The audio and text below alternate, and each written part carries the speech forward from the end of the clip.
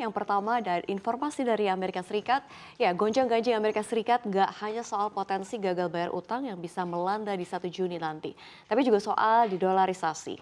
Dan kalau kita lihat Direktur Pelaksana Dana Moneter Internasional atau IMF, Kristalina Georgieva, ini membenarkan dolar Amerika Serikat secara bertahap kehilangan statusnya sebagai mata uang cadangan utama dunia.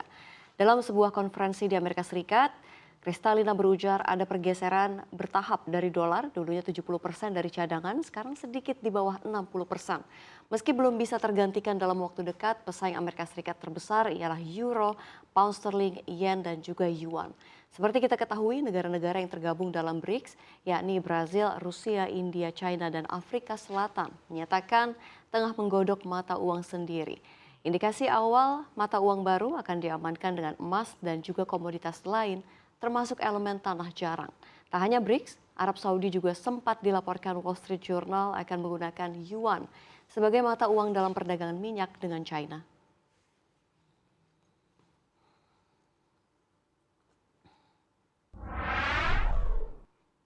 Ya, di informasi yang berikutnya, masih ingatkah Anda soal kehebohan turis asal Australia yang membatalkan perjalanannya ke Bali karena mereka menemukan AirTag di dalam tas? Padahal para turis tersebut mengaku tidak memiliki produk Apple sama sekali. Ya, AirTag yang dirancang sebagai pendeteksi barang hilang memang beberapa kali disalahgunakan untuk memata-matai orang.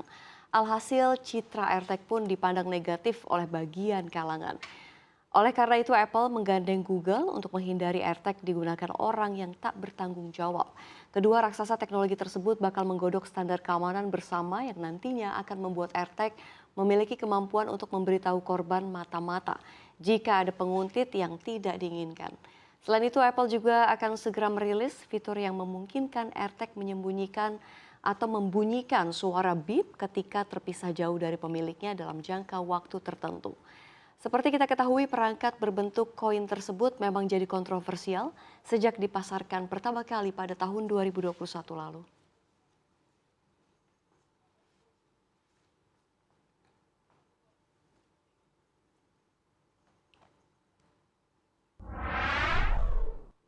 Ya, berikutnya masih dari mancanegara, banyak yang mengira ancaman Perang Dunia III akan terjadi di tanah Eropa karena Rusia dan Ukraina atau di Selat Taiwan karena Taipei dengan China.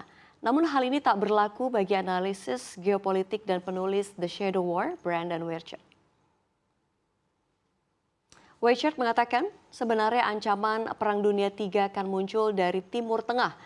Ini pun menurutnya sudah lama menjadi kekhawatiran Amerika Serikat sejak lama. Pernyataan ini bukan tak berdasar.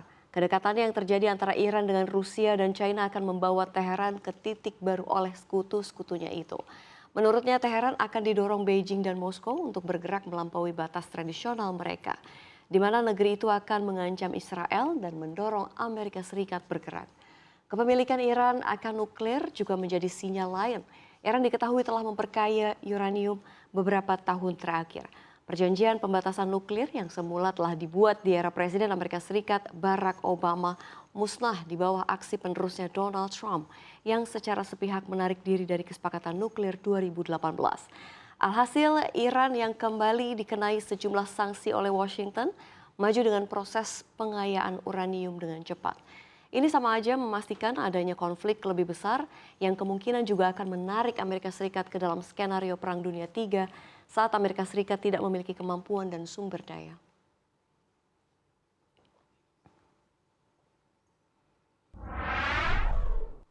Di informasi yang terakhir kita ke informasi dalam negeri, Kementerian ESDM terus mengupayakan agar penyaluran LPG bersubsidi 3 kg bisa lebih tepat sasaran. Salah satunya membeli LPG 3 kg dengan menggunakan data kartu identitas penduduk atau KTP.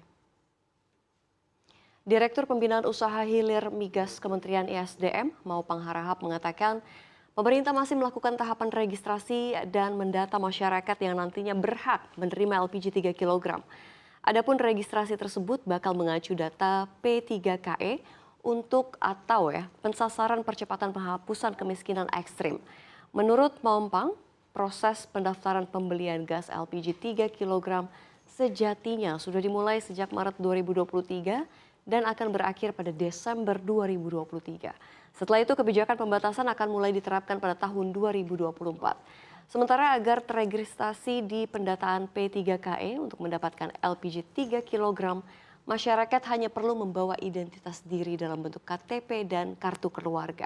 Nantinya akan dilakukan pencocokan data dengan data P3KE di sub penyalur tersebut.